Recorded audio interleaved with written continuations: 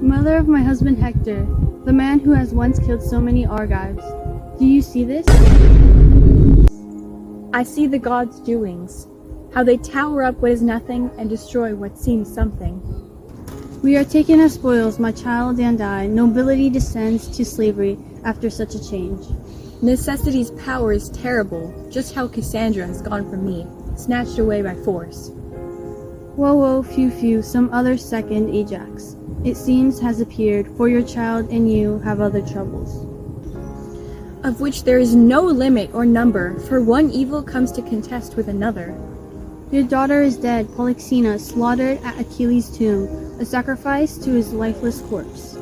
Ah, how my misery increases! This is what Talthybios meant in his riddle, speaking clearly yet obscurely. I saw her myself, and getting down from the wagon, I covered her with clothing and beat my breast in mourning for her. Ah me, I, my child, a loss for your godless slaughter, and again a loss, I, how cruelly you were killed. She is dead as she died, but even dead, she is better off than I am alive. Oh, my dear child, it is not the same to be alive and dead. The one is nothing, but in the other there is hope. Mother, listen to my argument, a powerful one, that I offer as a comfort to your heart.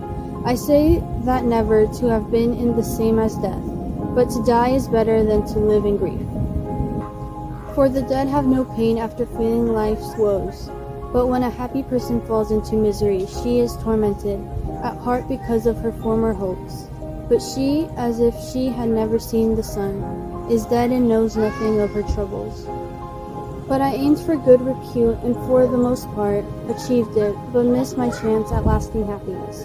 Under Hector's roof, I strove for the virtues that are found admirable in women. First of all, I avoided anything that ruins a reputation, whether or not a woman is held in a bad odor, as when a wife stays from her home. I put off any desire for this, and I stayed in the house.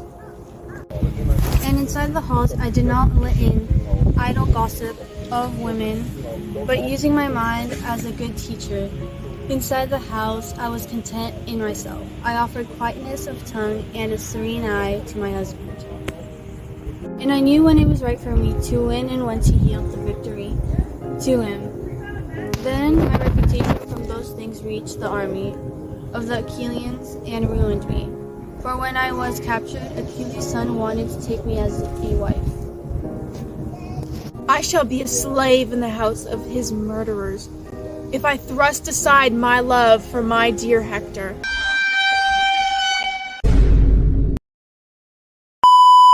And open my heart to the present husband.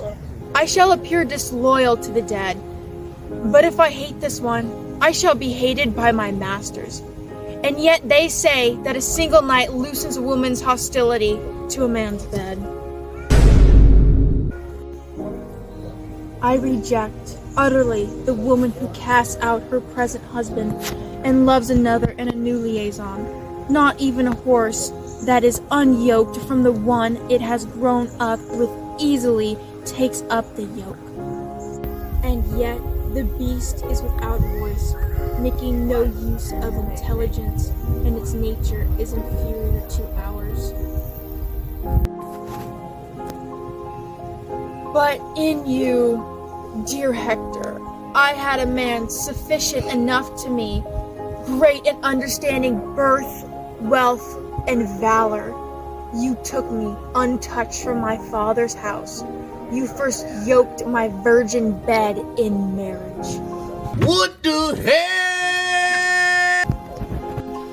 And now you are dead, and I shall be carried by ship to Greece, a captive into the yoke of slavery. Is not the death of Polyxena, for whom you are mourning, less than my evils? For to me there is left not even what all men share, hope. and I will not delude my mind that I will fare well, though it is sweet to think so. You have reached the same suffering as I. In lamenting your own woes, you teach me what agony I have reached. I have never boarded the hull of a ship myself, though I have seen them in pictures and heard about them. Yet I know if a storm at sea is moderate enough to bear, the sailors are eager to be saved from troubles. One stationed at the helm, another at the sails, another draining the bilge water. But if the sea is heavy and agitated and gets to be too much for them, giving into fate, they surrender themselves to the waves. So, I too, suffering much distress, am voiceless and keep my tongue in check, for a surge of sadness from the gods overwhelms me.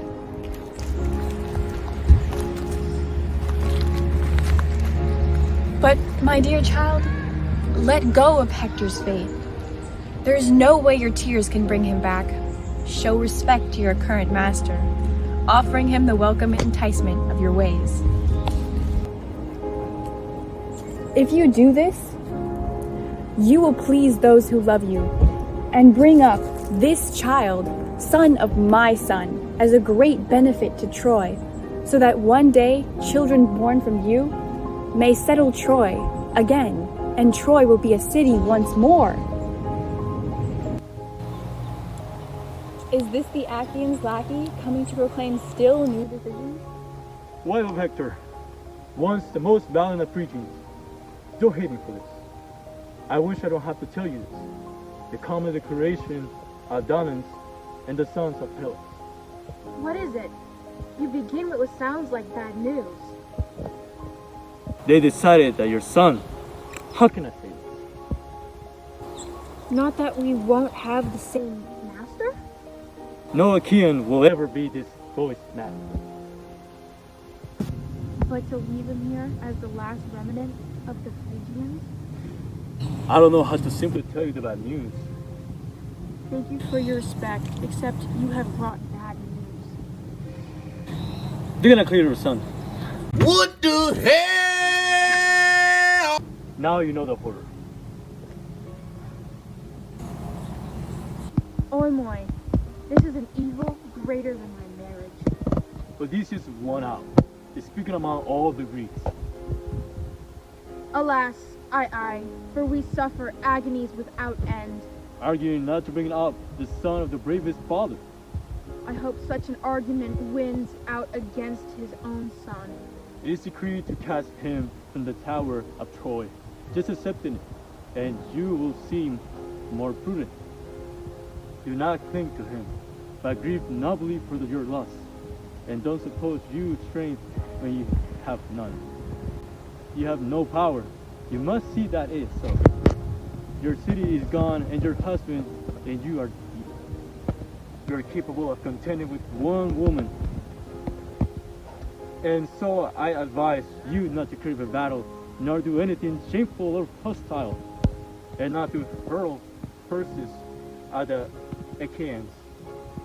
For if you say anything to anger for army, the child will not be buried, nor meet with any pity. But if you're silent and bear up under your tragedy, you have no leave his body unburied, and you will find the Achaeans more kind. One eternity later.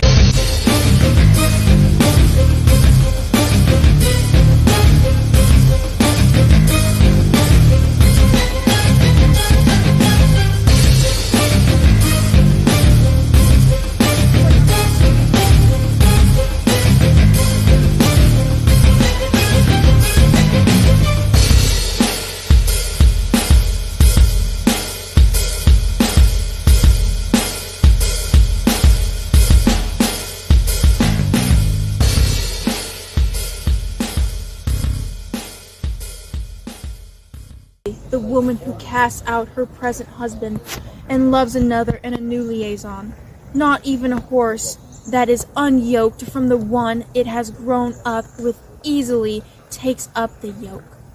And yet the beast is without a voice, making no use of intelligence, and Ophelia. My dear child, let go of Hector's fate. There is no way your tears can bring him back. Show respect to your current master, offering him the welcome enticement of your ways. Ew. I don't like that. Pushed off of Troy's highest tower by Talthybius and his warriors.